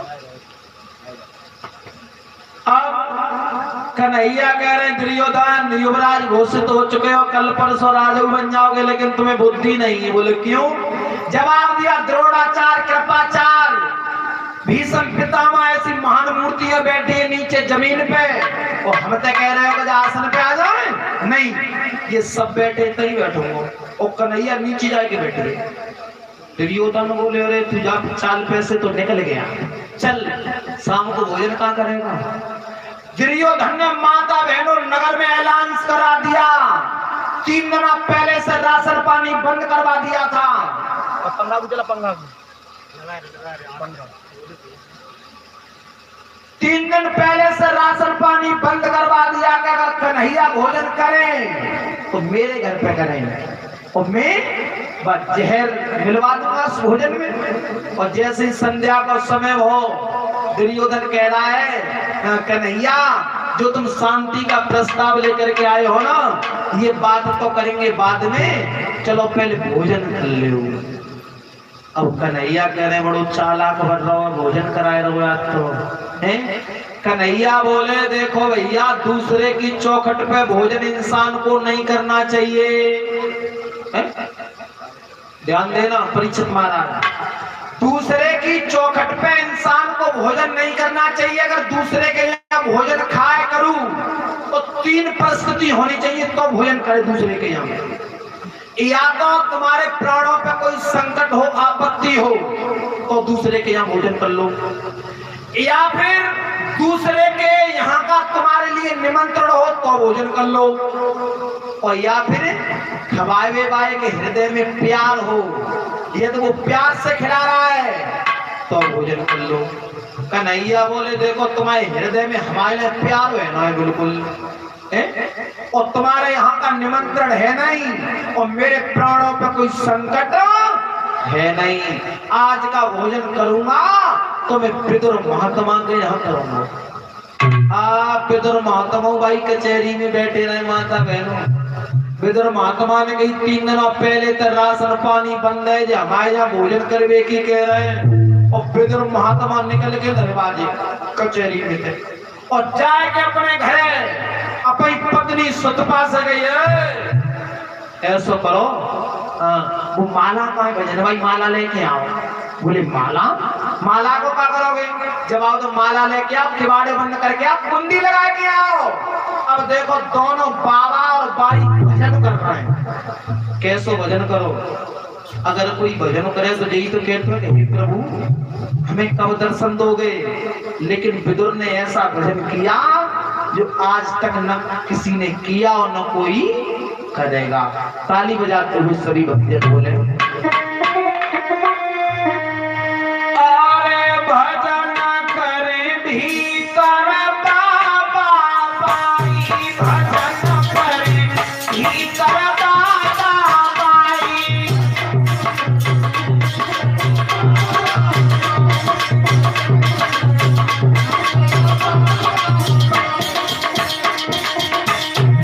भजन करे भी कर बाबा बाई, भजन करे भी कर बाबा बाई।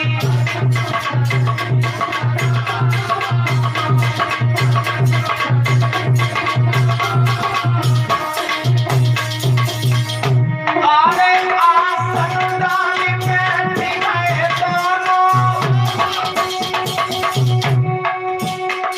बैठ गए दोनों, मुंडी नहीं लगाई। भजन करे भी कर बाबा बाई, भजन करे भी कर बाबा बाई।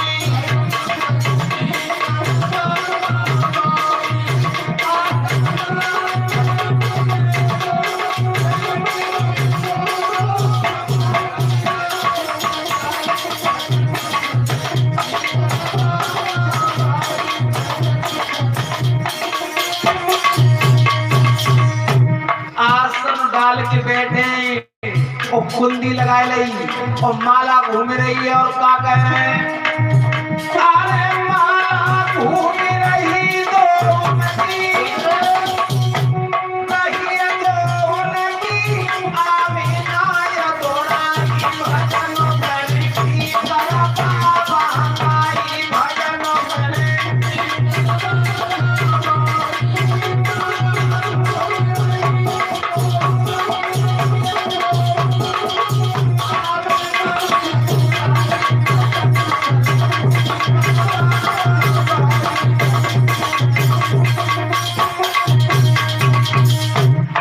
का कह रहे हैं, हे प्रभु आज हमारे घरे कन्हैया ना आए, अगर कन्हैया आए हुए तो हम उन्हें खवाएंगे का है।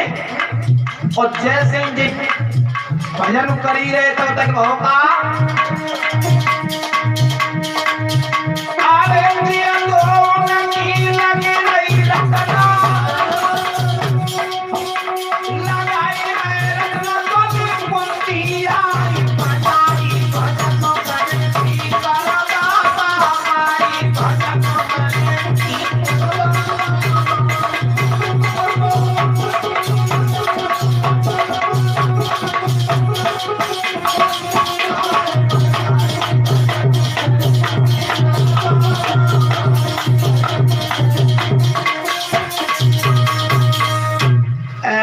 भजन कर रहे कि हे प्रभु आज हमारे घरे कन्हैया न आए। और तब तक तो माता बहनों कन्हैया ने आए कि कुंती काका अरे आज दिन में किवाड़े कैसे बंद कर रहे काका। और जैसे ही किवाड़े खोले का देखी कि कन्हैया ठाड़े।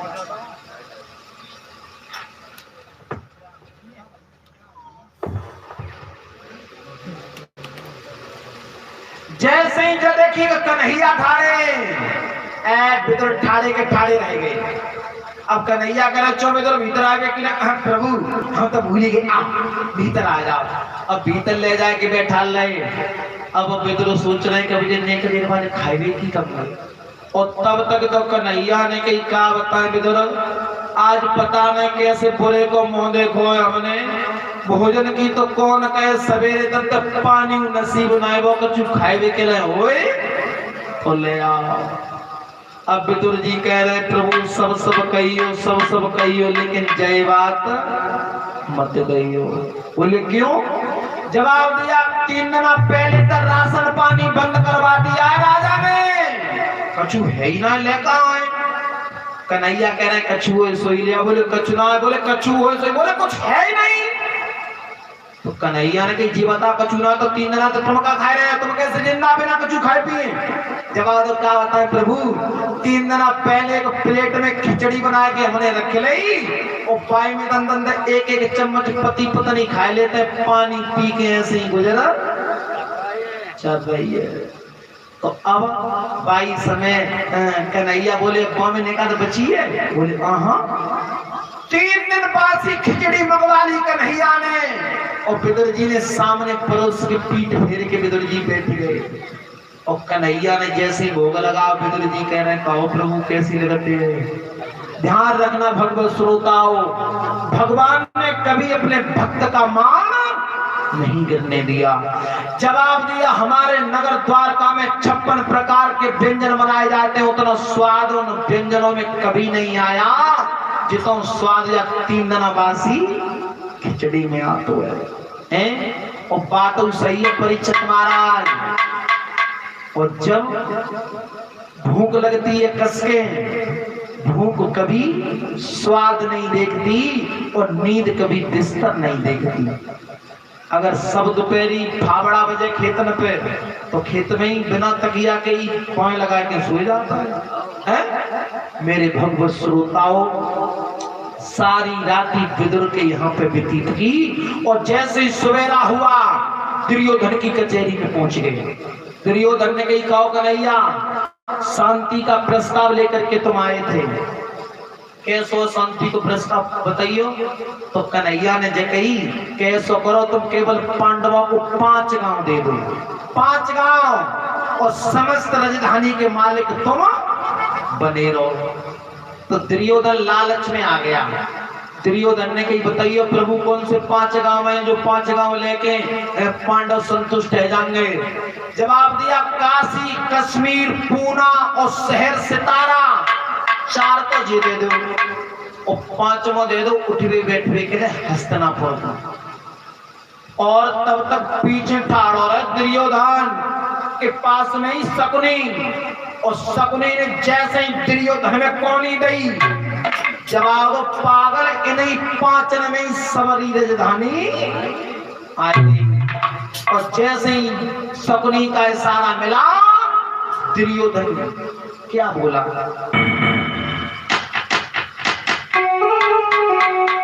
अरे कुरपत्नी बोलयो चारा,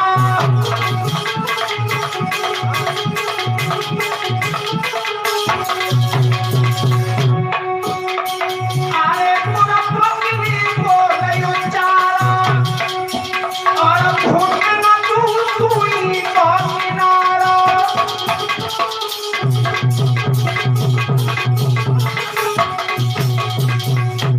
क्या कह रहे हो? पांचवा, अरे मैं पांडवों को सुई की नोक के बराबर पृथ्वी नहीं दूंगा। कन्हैया बोले अगर तुम पांडवों को सुई की नोक के बराबर पृथ्वी ना दोगे तो हमारी सुन लो। अरे सब वो हमारी बिना सुनाई, तो दुर्योधन होए लड़ाई।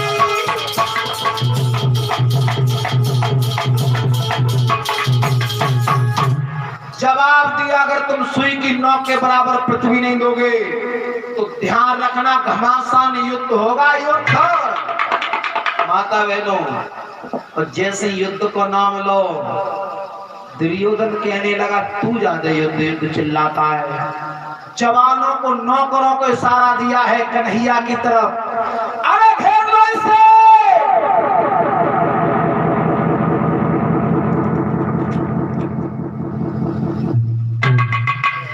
कन्हैया बोले किसे? जवाब दिया तुझे।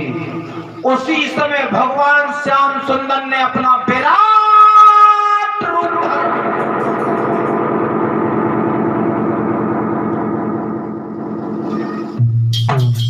जैसे ही कन्हैया ने अपना विराट रूप धारण किया और बस शरीर में तो इतनी चमक निकली उस शरीर को कोई देख नहीं पाया। और तब भगवान अपने आकार में आकर के कहने लगे सुनो दुर्योधन, तुम्हारी लड़ाई है उनसे और उनकी लड़ाई है तुमती। तो अगर तुमने मेरी तरफ इशारा कर दिया ना तो समझ लेना। इतनी बात कह करके जैसे ही चले मेरे भगवत श्रोताओं,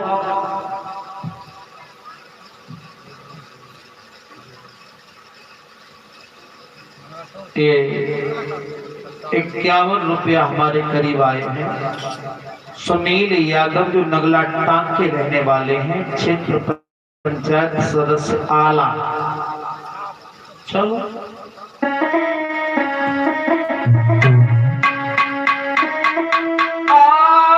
कब कब निपिया करुई लागे तो कब कब लगत शीतला छाए। कब भैया करिया लागे तो कब लगत दूसरी बाही।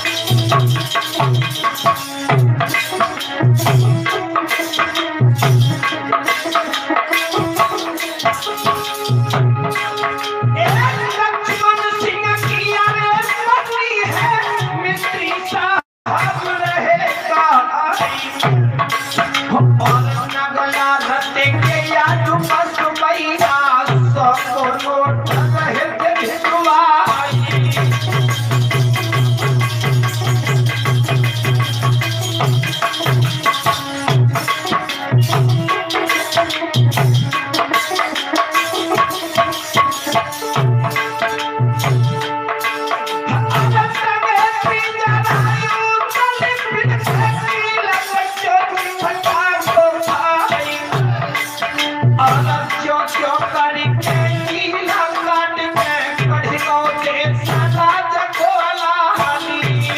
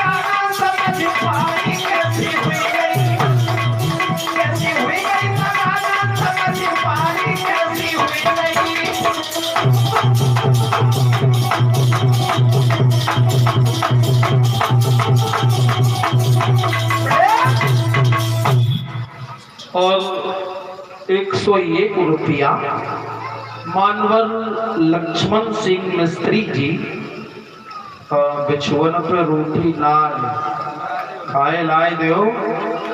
देखो तो एक दिन करू की मम्मी रूठी गई और बोली सुना अरे बिछुअन पे रोटी नार वाला ना मोए बिछुआ लाए दो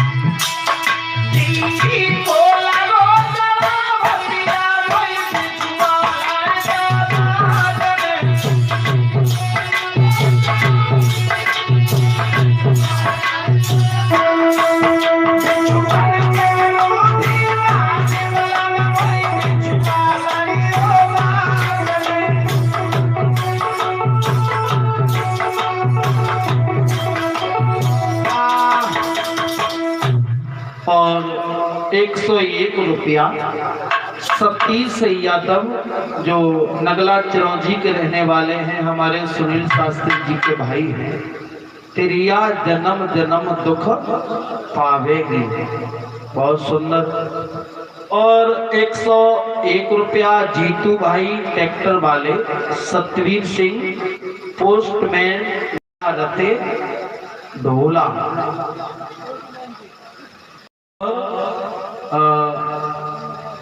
मोहित नगला रते।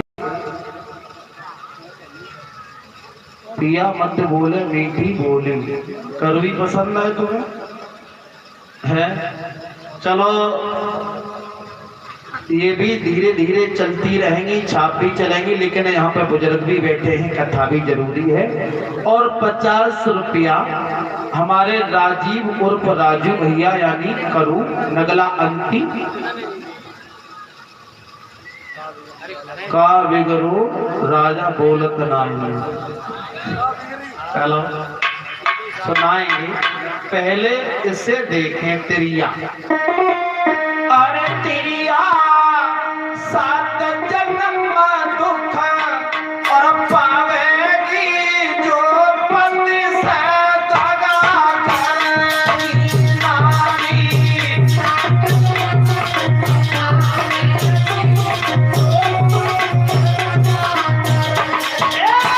तिरिया सात जन्म दुख पावेगी जो पति से दगा करेगी नारी।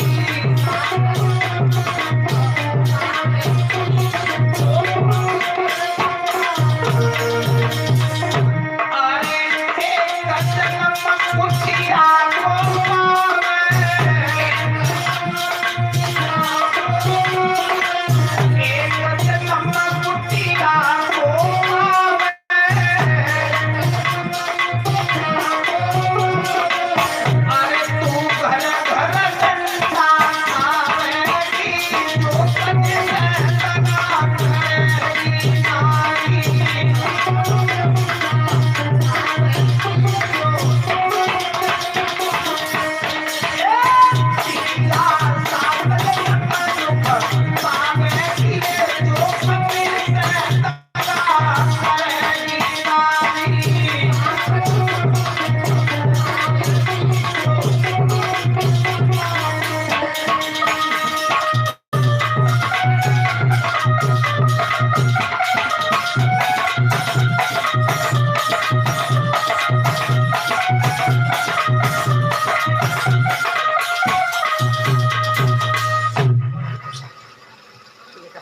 आइए देखें, ये तो पूरी भाई है। नेका बीच में गैप ले लेकर तो कैसी रही है?